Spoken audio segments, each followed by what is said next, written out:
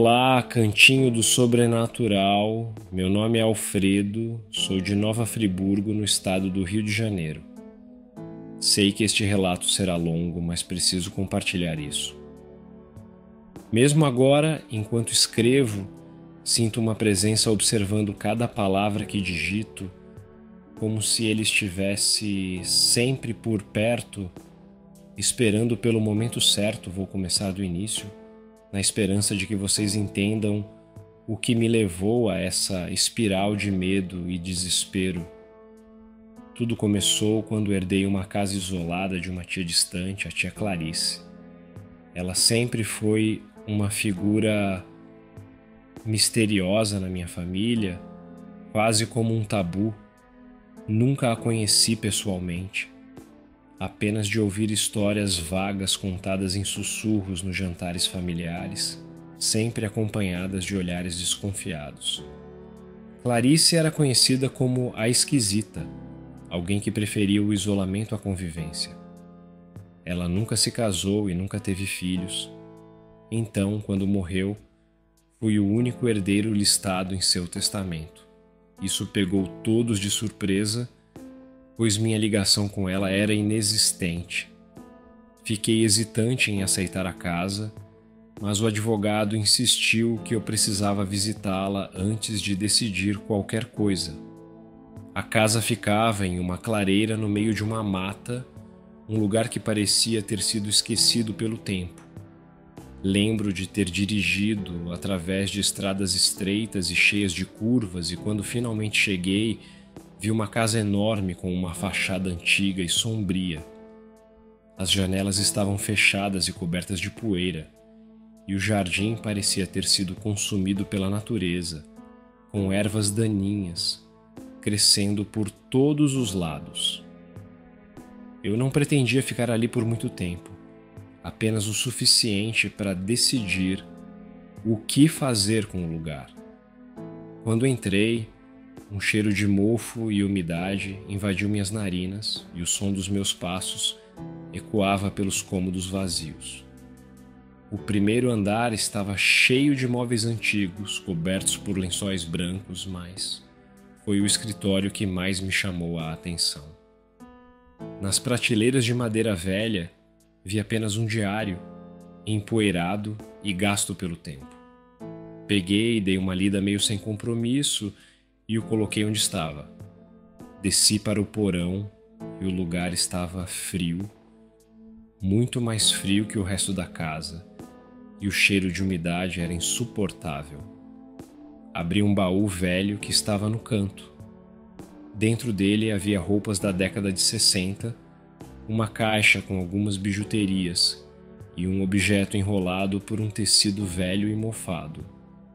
Desembrulhei e vi que era um espelho bem antigo. Tinha uma moldura muito bonita, de uma madeira escura e polida, esculpida com símbolos intricados e uma inscrição em latim no topo que dizia Veritas Ultra Speculum. Senti uma sensação gelada subindo pela espinha. Então peguei o celular e, com muita dificuldade, pois ali havia pouco sinal de internet, procurei no Google o significado daquelas palavras.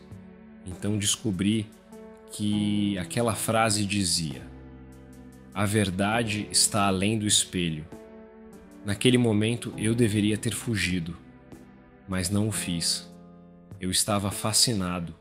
Levei o espelho até o quarto de hóspedes, planejando limpá-lo e talvez vendê-lo. Eu não tinha ideia do que estava trazendo para dentro da minha vida. Na primeira noite, nada de anormal aconteceu e resolvi ficar uns dias ali para mexer nos objetos a fim de ganhar alguma grana com eles. No entanto, na segunda noite, acordei às 3 horas da manhã com uma sensação de peso no peito, como se algo me sufocasse. Me virei na cama e foi aí que vi meu reflexo, pálido e imóvel, no espelho. A sensação de desconforto foi intensa, mas atribuí aquilo ao sono. Voltei a dormir, mas a partir dessa noite, comecei a acordar sempre à mesma hora, com o mesmo peso no peito. Na terceira noite, senti uma presença no quarto. Abri os olhos lentamente e meu reflexo parecia me encarar com uma expressão sombria, quase como se estivesse me observando. Havia algo errado no meu próprio olhar, algo que não conseguia identificar. Eu deveria ter ido embora naquele momento, mas a casa parecia me prender. Toda vez que eu pensava em sair, algo me fazia ficar, como se o espelho me chamasse, pedindo que eu permanecesse.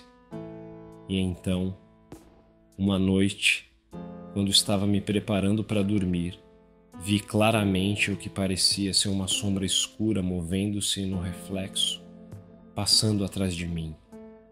Virei-me rapidamente, mas não havia nada ali. Na quarta noite, decidi passar mais tempo observando o espelho.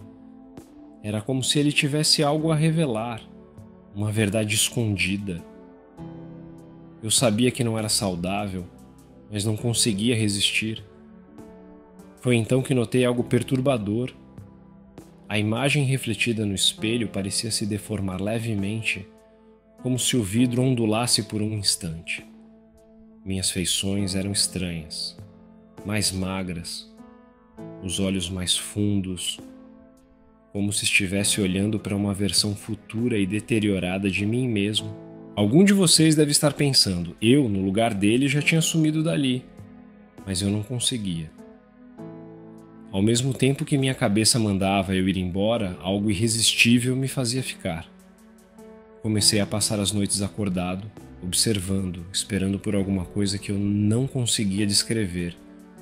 Meus sonhos eram confusos, cheios de corredores infinitos, portas que nunca levavam a lugar algum e vozes sussurrando meu nome. Uma noite, enquanto olhava para o espelho, a energia da casa oscilou. A luz piscou e no instante de escuridão total senti algo roçar minha pele, um toque gelado que fez meu corpo inteiro congelar. Quando a luz voltou, vi, por um instante, meu reflexo olhando para mim com um sorriso torto e macabro, expressão que eu sabia que não tinha feito. No dia seguinte, encontrei marcas de unhas nos braços, como se eu mesmo tivesse arranhado a pele durante a noite, mas não me lembrava de nada. Os sussurros começaram a ficar mais altos, sempre à mesma hora, 3 da manhã. Uma voz fria e distante que dizia: "Ele está aqui." Uma sensação de desespero começou a tomar conta de mim e passei a evitar todos os espelhos da casa, cobrindo-os com lençóis, mas nada parecia impedir a presença que eu sentia cada vez mais forte. Foi então que, durante uma noite de tempestade, um trovão forte fez a casa tremer e a energia foi cortada. Fiquei no escuro por minutos intermináveis, apenas com o som da chuva intensa lá fora. Quando a energia voltou, o espelho estava diferente. Havia algo escrito nele, com uma substância que parecia sangue. "Venha comigo." Eu recuei, tropeçando nos móveis, e foi quando a porta do quarto se fechou com um estrondo. Tentei sair correndo para fora daquela casa, mas estava trancado. Algo ou alguém queria que eu ficasse ali. Na última noite, o espelho parecia pulsar, como se tivesse vida própria. A superfície brilhava levemente no escuro e eu me sentia atraído até ele, não consegui resistir. Quando toquei o vidro, ele estava quente e vibrante e, por um segundo, parecia que eu podia atravessá-lo. Foi então que vi a mim mesmo, mas era uma versão corrompida, distorcida, de olhos escuros e sorriso maníaco. A figura do outro lado levantou a mão e, sem pensar, fiz o mesmo. Quando nossas mãos se tocaram no vidro, senti uma dor terrível e tudo escureceu. Quando acordei, estava de volta ao chão do quarto, mas algo estava errado. A casa parecia diferente, como se estivesse fora de foco. Dessa vez consegui sair e fui embora abandonando tudo, mas a sensação de estar sendo observado não desapareceu. Eu tentei seguir com minha vida. Voltei para minha casa na cidade, mas era impossível deixar para trás a sensação de que algo estava errado. A princípio, achei que tudo não passava de um trauma, algo que meu cérebro insistia em reviver por causa do que experimentei na casa da minha tia. Mas rapidamente percebi que estava enganado. Uma noite na minha casa, enquanto tentava me convencer de que tudo tinha sido apenas imaginação, me forcei a olhar no espelho do banheiro. Meu reflexo estava lá, aparentemente normal, mas havia algo nos meus olhos. Uma sombra escura parecia se esconder no fundo das minhas pupilas, um brilho que não deveria estar ali. Pisquei várias vezes tentando afastar a sensação, mas a inquietação ficou comigo. Lavei o rosto com água gelada e fui dormir, mas foi naquela noite que tive o pior pesadelo da minha vida. No sonho, eu estava novamente na casa da minha tia, mas ela estava ainda mais distorcida e obscura, como se fosse uma versão retorcida e apodrecida de si mesma. O chão rangia sob meus pés enquanto eu andava pelos corredores intermináveis e todas as portas estavam trancadas, exceto uma, a porta do quarto onde eu havia deixado o espelho. Quando entrei, ele estava lá, reluzente no meio da escuridão.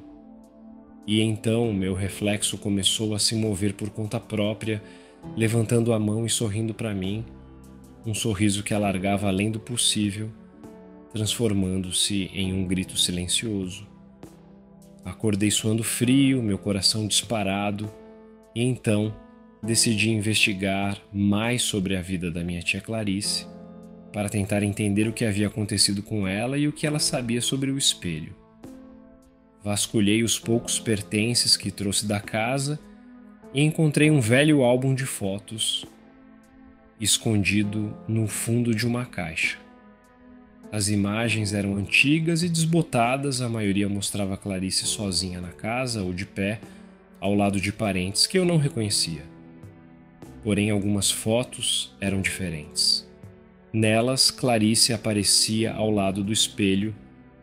Em cada uma, o reflexo dela no espelho estava levemente fora de sincronia. Seus olhos pareciam mais escuros, o sorriso mais forçado, e em uma delas, o reflexo parecia estar olhando diretamente para a câmera, enquanto Clarice olhava para o lado. Na última foto do álbum, senti meu estômago gelar. Era uma foto dela sentada diante do espelho, mas havia outra pessoa na imagem. Uma figura sombria estava atrás dela, indistinta e borrada, como uma sombra que tomava forma. Fechei o álbum rapidamente, sentindo um frio percorrer minha espinha. Não demorou muito para que coisas começassem a mudar de lugar dentro da minha casa. Pequenos objetos, como as chaves ou o controle remoto, desapareciam e reapareciam em locais diferentes. Comecei a perceber que isso só acontecia quando havia algum reflexo por perto, um vidro de janela, a tela da TV desligada, até mesmo a superfície de um copo d'água. Uma noite, fui à cozinha pegar um copo e vi, refletido na janela, um movimento rápido atrás de mim. Virei-me, mas o cômodo estava vazio. Decidi que precisava me livrar de qualquer coisa que tivesse um reflexo. Comprei cortinas pesadas, cobri todos os espelhos e superfícies refletivas até a tela da televisão. A tensão diminuiu por um tempo, mas uma sensação de medo constante me dominava. Eu sabia que algo estava errado, mas não conseguia nomear exatamente o que. Foi numa noite de tempestade, meses depois do incidente na casa da minha tia, que tudo chegou ao ápice. Eu estava dormindo no sofá da sala, tentando evitar o quarto, quando um estrondo violento me acordou. Subi correndo as escadas e encontrei o espelho do banheiro, que eu pensava ter coberto, quebrado em pedaços no chão. Cada fragmento mostrava algo diferente, como se fossem janelas para outro lugar, outra realidade. Algumas mostravam meu rosto, mas todas as versões estavam sorrindo, mesmo quando eu não estava. Foi quando ouvi a voz novamente clara e perto, como um sussurro ao pé do ouvido. Eu estou aqui. Olhei para os fragmentos no chão e, em um deles, vi a mesma figura sombria que estava na foto de Clarice, agora sorrindo para mim. Depois daquela noite algo mudou. Passei a ter lapsos de memória, períodos inteiros dos quais não me lembrava. Amigos começaram a me evitar, dizendo que eu estava diferente, estranho, mas eu não entendia o que queriam dizer. Um amigo próximo veio me visitar um dia, mas quando abri a porta para recebê-lo, ele deu um passo para trás, pálido, e sussurrou: "Seus olhos não são os mesmos." Ele nunca mais voltou. Decidi que precisava me mudar. Peguei apenas o essencial e fui embora, mas enquanto dirigia pela estrada deserta, vi pelo retrovisor uma sombra sentada no banco de trás. Quase bati o carro, mas quando olhei novamente não havia nada lá. Desde então, mudei várias vezes de casa tentando escapar, mas o reflexo me segue, sempre presente, sempre esperando. Sei que ele está me observando agora, enquanto escrevo. Sei que ele se esconde em cada reflexo, esperando pelo momento certo para aparecer de novo. Se algum dia você herdar um objeto antigo e sentir aquela sensação gelada subindo pela espinha, fuja, não olhe para trás. Eu cometi esse erro e agora sei que nunca mais estarei sozinho. Até hoje não sei se conseguirei fugir ou se meu destino será o mesmo que o da minha tia Clarice. A única coisa que sei é que não importa onde eu vá, eu ainda o vejo nos cantos escuros, nas sombras que não deveriam estar ali. Ele está lá, sempre. Eu devia ter prestado mais atenção aos sinais, pois antes de descer ao porão eu vi que a última entrada no diário de Clarice falava sobre um espelho que ela havia escondido, que mostrava mais do que a realidade e que ninguém deveria olhar nele por muito tempo. Eu não sabia o que fazer com essa informação, mas uma curiosidade mórbida tomou conta de mim. E esse foi o meu maior erro